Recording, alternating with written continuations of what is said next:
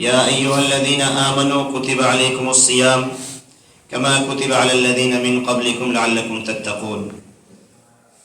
حاضرین جماعت، تعریف و توصیف، حمد و ثناء، کبریائی، بڑائی اللہ رب العالمین کے لیے زیبا اور سداوار ہیں، جو ہم سب کا خالق ہے، مالک ہے اور تنہا پالنہار ہے۔ بعدہ درود و سلام ہو بالعموم تمام انبیاء پر، بالخصوص آخری نبی محمد عربی صلی اللہ علیہ وسلم پر۔ اللہم صلی وسلم وبارک علیہ۔ حاضرین جماعت،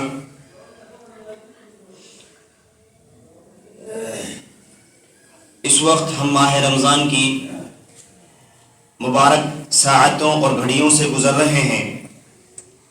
یقیناً یہ رب کریم کا ہمارے اوپر بہت بڑا احسان اور فضل و کرم ہے کہ اس نے ہمیں یہ مبارک مہینہ عطا کیا۔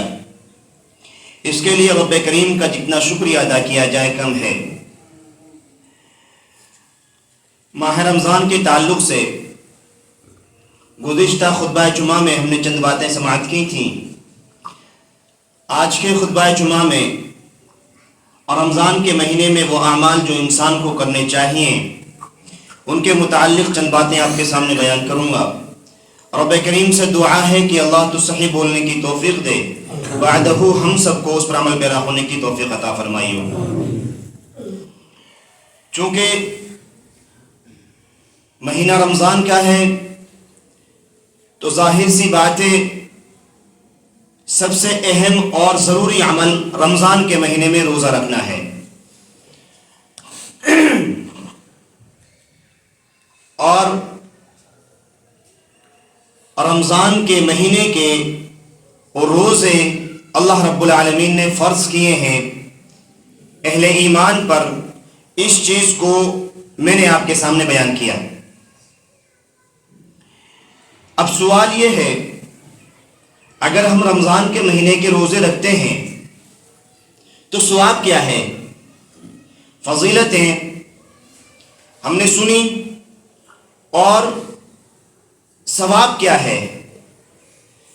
بہت مختصر اور آسان سی زبان میں آپ یوں کہہ سکتے ہیں، انسان پر جتنے اعمال، جتنی چیزیں رب کریم نے فرض کی ہیں، ان تمام چیزوں کا ثواب اللہ رب العالمین نے مہیا اور مقرر کیا ہے۔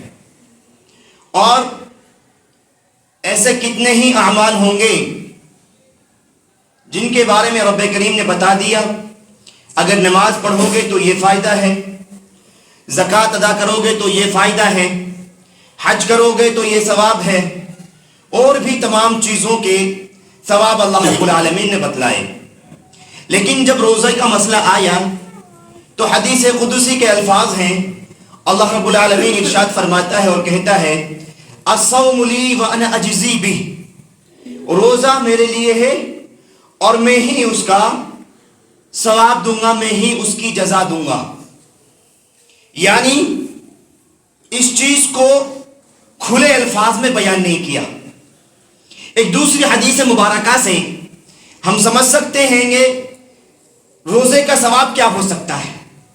اللہ کے نبی صلی اللہ علیہ وسلم نے ارشاد فرمایا، حدیث کے راوی ابو سعید خدری رضی اللہ تعالی عنہ ہیں، وہ کہتے ہیں، من صام فی سبیل اللہ، کوئی شخص اللہ کی رضا کے لیے روزہ رکھے۔ یہ وہ روزہ ہے جو نفل روزہ ہوتا ہے۔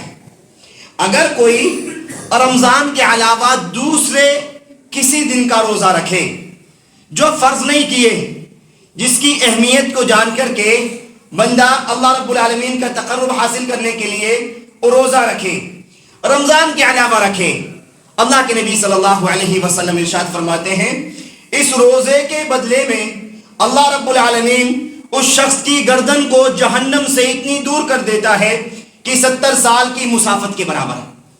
یعنی 70 سال کی مسافت جتنی دور ہے، اتنی دور اس کی گردن جہنم سے کر دی جاتی ہے۔ اب ہم اندازہ لگا سکتے ہیں کہ اگر نفل روزے کا ثواب اتنا ہے تو یہ فرض روزہ جو ہے اس کا ثواب کس قدر ہوگا۔ اور جہاں تمام اعمال ہیں، رب کریم فرشتوں سے کہے گا کہ میرے بندے نے نماز پڑھی ہے، اسے اس کا اجر دے دیا جائے، میرے بندے نے حج کیا ہے، اسے اس کا اجر دے دیا جائے۔ وہیں پر رب کریم کہے گا کہ میرے بندے نے روزہ رکھا ہے، فرشتوں تم رہنے دو، اس کا بدلہ مجھے خود دینا ہے۔ اللہ رب العالمین کتنا دے گا بندہ اس چیز کا گمان بھی نہیں کر سکتا۔ کتنا قدر و قیمت والا ہوگا یہ روزہ، کتنی اہمیت والا ہوگا یہ روزہ، جس کا اجر اللہ رب العالمین خود دے، اور اللہ رب العالمین جتنا چاہے اپنے بندے کو دے دے۔ وہ جب دے گا کوئی ٹوکنے والا نہیں ہے، اللہ بہت زیادہ ہو رہا ہے، ایسا نہیں ہے۔ اللہ رب العالمین جس قدر دے، جتنا دے، وہ اس کی مرضی ہے۔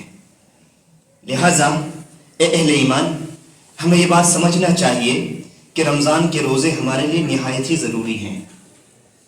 رمضان کے روزے ہمارے لیے بہت ضروری ہیں کہ ہم اس مہینے کے روزے رکھیں، اور روزے میں جس قدر ہم اپنے اندر اخلاص پیدا کر لیں، جس قدر اپنے اندر ہم للہیت پیدا کر لیں، حالت روزے میں جس قدر ہم اللہ رب العالمین کو راضی کر لیں، اللہ رب العالمین اتنا ہی زیادہ نوازنے والا ہے۔ لہذا ضرورت اس بات کی ہے اس چیز کو ٹائم رہتے سمجھ لیا جائے۔ ضرورت اس بات کی ہے جو یہ وقت چل رہا ہے، اس وقت کے چلتے اس چیز کو سمجھ لیا جائے کہ رمضان کے روزے ہمارے لیے ضروری ہیں، اور اگر ہم نے اس کو بعد میں سمجھا تو صرف پچھتانے کے علاوہ کوئی دوسری چیز ہاتھ نہیں لگے گی۔ تو معلوم ہوا رمضان کے روزے ہمیں رکھنا چاہیے، اور کسی بھی طریقے سے رمضان کا کوئی بھی روزہ ہم سے چھوٹنے نہ پائے۔ اسی طریقے سے اگر ہم نہیں اس مہینے کے روزے رکھتے، یا اگر اس مہینے کی ہم قدر کو نہیں جانتے، یا اس مہینے میں رب کو راضی نہیں کر لیتے، تو وہ حدیث مبارکہ جس میں اللہ کے نبی صلی اللہ علیہ وسلم منبر پر چڑھ رہے ہیں، آمین کہہ رہے ہیں، صحابہ کی جماعت پوچھ رہی ہے کہ اللہ کے رسول صلی اللہ علیہ وسلم ایسا مسئلہ ہم نے اب سے پہلے نہیں دیکھا۔ اللہ کے نبی صلی اللہ علیہ وسلم کہہ رہے ہیں، جب میں نے پہلے سیڑھی پر قدم رکھا تو جبریل نے دعا کی، اللہ برباد کر دے اس شخص کو، ہلاک ہو جائے وہ شخص جو ماہ رمضان کو پائے اور اس کی قدر کو نہ جانے اور اپنی مغفرت نہ کروا سکے۔ اس پر نبی کائنات علیہ الصلوۃ والسلام آمین کہہ رہے ہیں۔ اس چیز پر غور کرنا چاہیے، فرشتوں کے سردار جبریل دعا کر رہے ہیں، اور انبیاء کے امام الانبیاء محمد الرسول اللہ صلی اللہ علیہ وسلم اس دعا پر آمین کہہ رہے ہیں۔ بتائیے وہ دعا قبول ہوگی یا نہیں؟ اس دعا کو قبول ہونے سے یقین جانی کوئی نہیں روک سکتا۔ لہٰذا ہم اپنے آپ کو ایسے بد نصیب لوگوں سے بچائیں، ایسے بد نصیب لوگوں سے نکالیں جن کے لیے دعا کی گئی ہے۔ ہم اگر رمضان کے مہینے کو ہم نے پایا ہے تو ہم رمضان کے مہینے کی قدر کریں۔ ہم نے رمضان کے مہینے کو پایا ہے، اس کی اہمیت کو جانیں۔ ہم نے رمضان کے مہینے کو اگر پایا ہے تو ہم اپنے رب کو راضی کریں۔ اگر ہم نے رمضان کے مہینے کو پایا ہے تو ہم اللہ رب العالمین کے قریبی بن جائیں۔ رمضان کے آنے کا مقصد یہی ہے کہ بندے اور انسان کے درمیان جو دوری ہو گئی ہے اس دوری کو ختم کر دیا جائے۔ بندہ جو اللہ رب العالمین سے دور چلا گیا ہے، غفلت میں ہے، جو انسان سستی میں سو رہا ہے، اس کی سستی کو نکال کر کے، اس کی غفلت کو ہٹا کر کے اسے رب کے قریب لا کر کے کر دیا جائے۔ لہذا ہمیں اس چیز کو سمجھ لینا چاہیے اور رمضان المبارک کی اہمیت کو جان لینا چاہیے، اور ہمیں رمضان کے روزے رکھ لینا چاہیے۔ اللہ تو ہمیں اس عمل کے ادا کرنے کی توفیق عطا فرما۔ ایک دوسرا عمل جسے ہم قیام اللیل کے نام سے جانتے ہیں، اور رات کی نماز یا تراویح کی نماز کہہ لیجئے، ابتدا میں جب رمضان کے مہینے کا آغاز ہوتا ہے تو مسلمانوں میں دیکھا دیکھی بہت جوش ہوتا ہے۔ آج فلاں بھی ہے، فلاں بھی ہے، میرے گھر کے کئی لوگ ہیں، اگر میں نہیں گیا تو کیا ہوگا؟ اور یہی چیز جب 2-4-6 دن گزر جاتے ہیں تو نوجوانوں کے چہروں سے واضح ہونے لگتی ہے کہ خوشی تھی اب ختم ہو گئی۔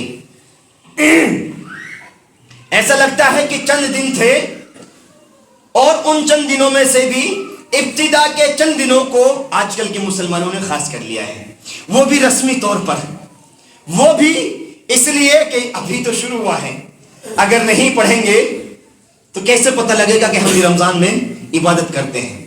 لہٰذا اے اہل ایمان، اے مسلمانوں، اے مومنوں کی جماعت، رمضان کے مبارک مہینے کو ہمیں رسمی طور پر نہیں گزارنا ہے۔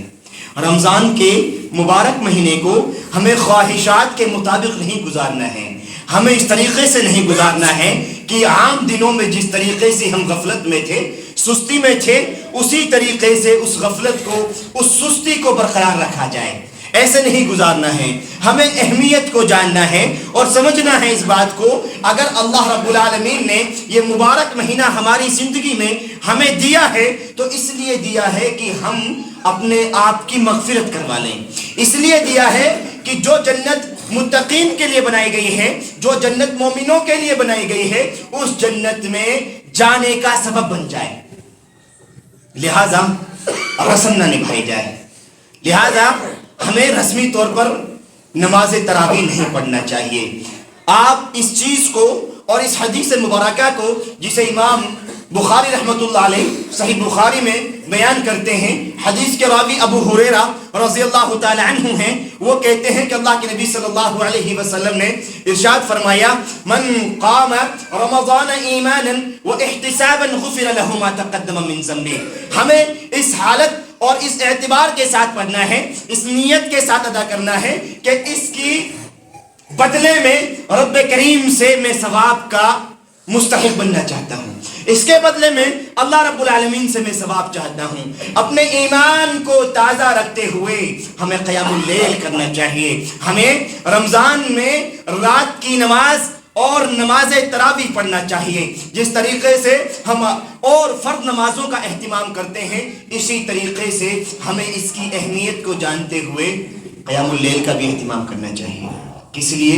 اس لیے اللہ کے نبی صلی اللہ علیہ وسلم بیان کرتے ہیں اور کہتے ہیں، جس نے قیام اللیل کیا، من قام رمضان ایمانا، جس نے رمضان میں رات کی نماز پڑھی ایمان کے ساتھ، احتساب کے ساتھ، غفر له ما تقدم من ذنبه، اللہ رب العالمین اس کے پچھلے گناہوں کو معاف کر دیتا ہے، اللہ رب العالمین اس کے گزشتہ گناہوں کو معاف کر دیتا ہے۔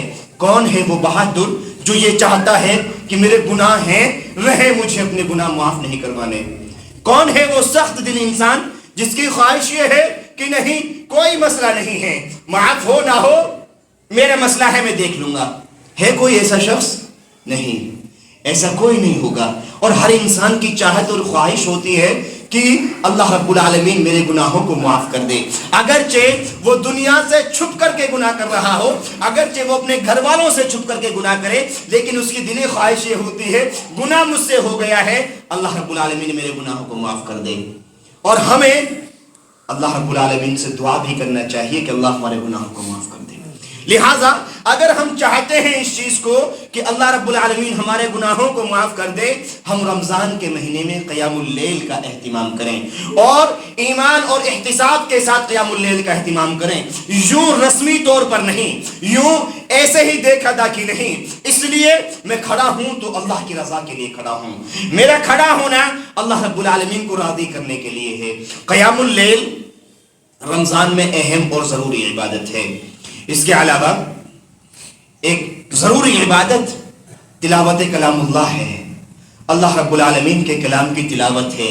اللہ رب العالمین قرآن مجید میں ارشاد فرماتا ہے، کہتا ہے، شہر رمضان الذی انزل فیہ القرآن ھدی للناس وبینات من الہدی والفرقان، یہ رمضان ہی کا مہینہ ہے جس میں قرآن کریم کو نازل کیا گیا ہے، رمضان کے مہینے میں قرآن کریم کو نازل کیا گیا ہے۔ لہٰذا معلوم ہونا چاہیے، اگر ماہ رمضان میں قرآن کریم کو نازل کیا گیا ہے تو اس مہینے سے، رمضان المبارک کا اس مہینے سے قرآن کریم کا گہرا تعلق ہوگا، اور ہمیں زیادہ سے زیادہ اس مہینے میں قرآن کریم کی تلاوت کرنا چاہیے، زیادہ سے زیادہ قرآن کریم کو ترجمے کے ساتھ، معنی اور مفہوم کے ساتھ پڑھنا چاہیے۔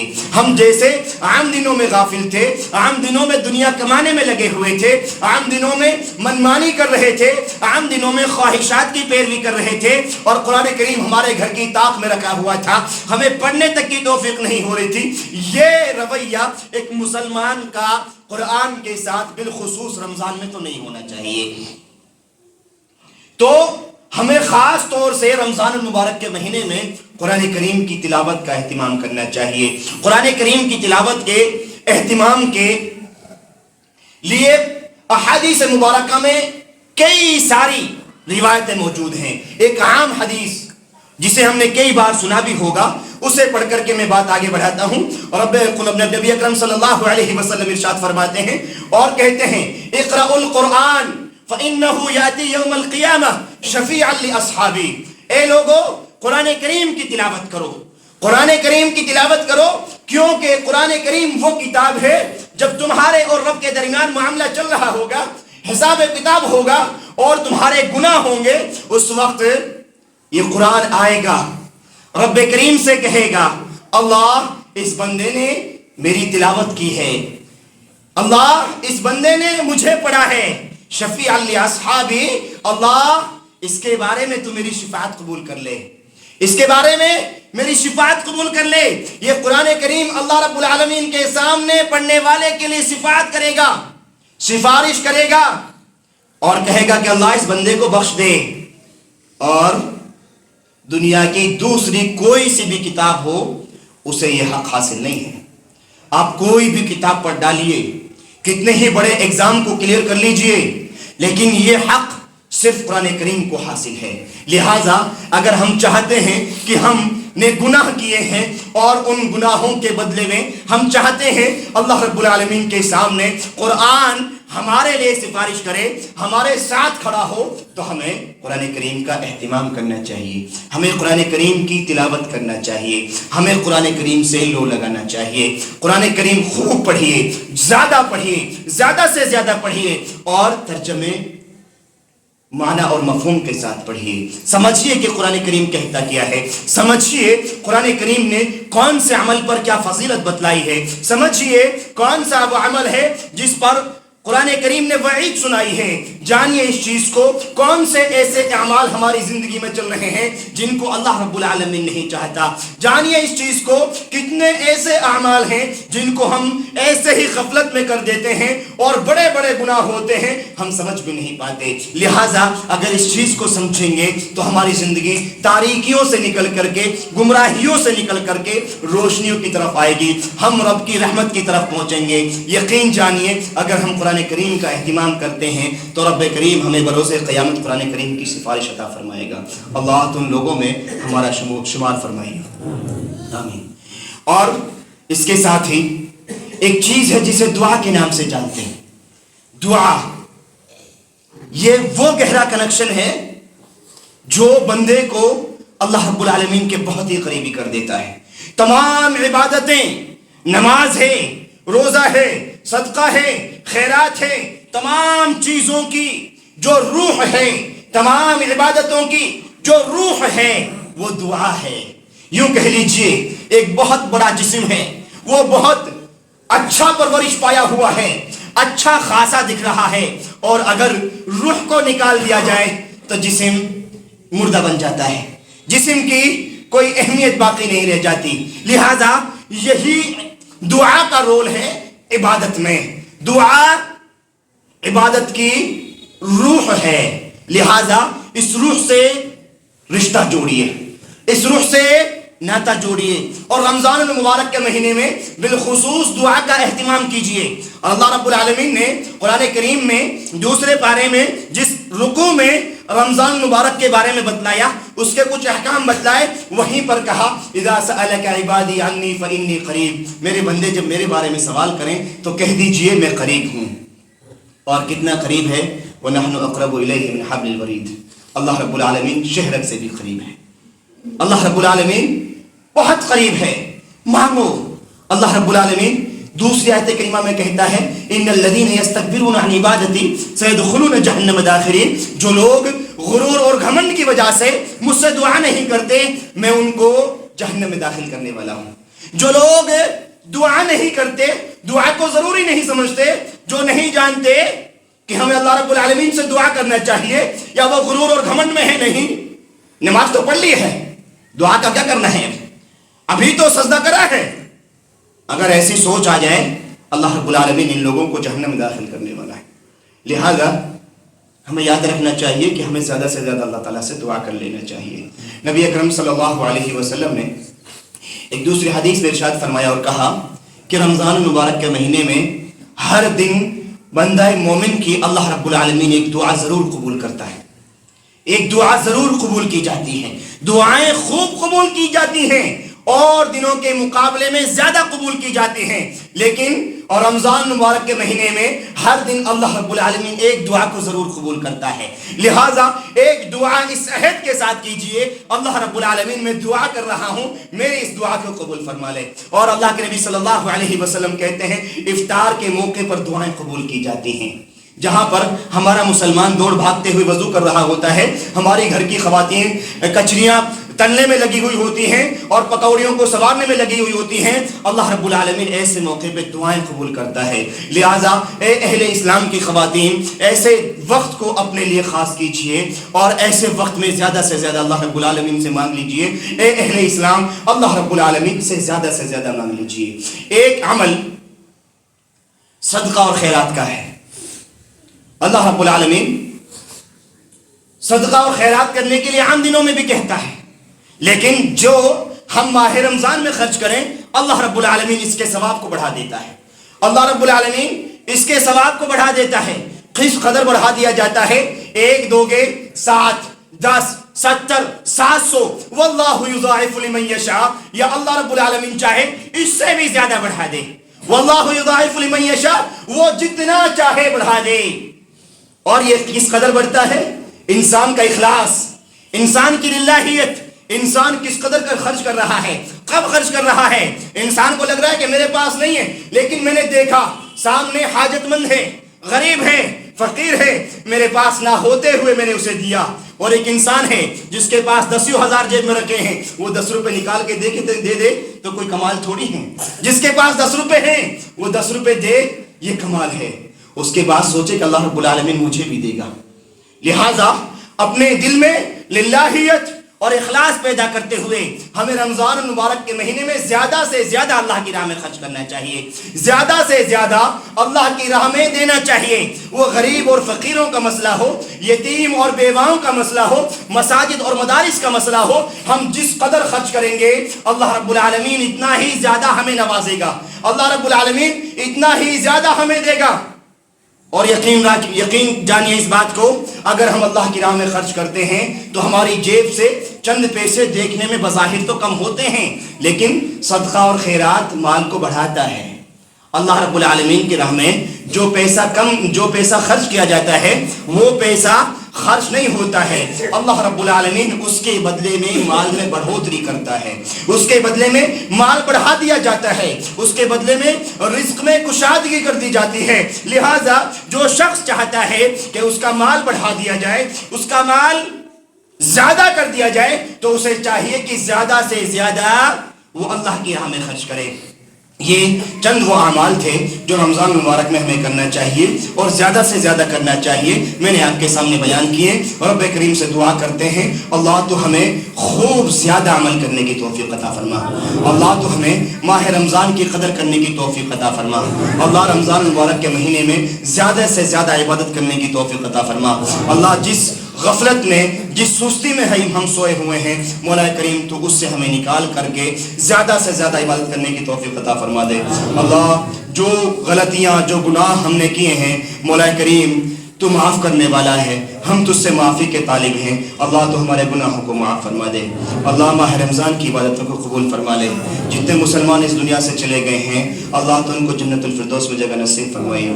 اللہ ہمیں جب کبھی تو موت دے تو کلمہ طیبہ ہماری زبان پر عطا فرمائیو، مرنے کے بعد جنت الفردوس میں جگہ نصیب فرمائیو۔ آمین۔ وآخر دعوانا ان الحمد للہ رب العالمین۔